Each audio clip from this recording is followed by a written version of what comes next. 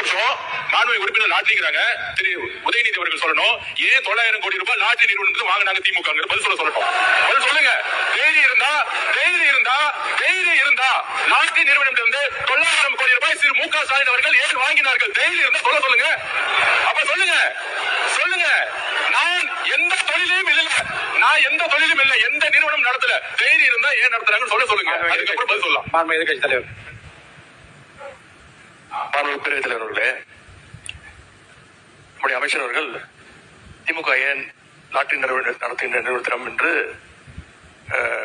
Fund வாங்கினாங்க அப்படின்னு கேட்கிறாரு. அது கொடுத்தது அவருடைய மாமனார் தான். அவருடைய மாமனார்ட்ட கேட்டு அந்த விளக்கத்தை அவர் பெற்றுக் கொள்ள வேண்டும். அது அவரும் உங்க அப்பாவுக்கு மட்டும்தான் தெரியும். உங்க அப்பா கிட்ட தான் கேட்கணும். எனக்கு தெரியாது. அப்பாவை இங்க காணோம். வீட்டுக்கு போய் உங்க அப்பாட்ட கேளுங்க. உங்க அப்பா கரெக்டா சொல்லுவாரு. ஏன் வாங்கினாரு உங்க அப்பா சொல்லுவாரு.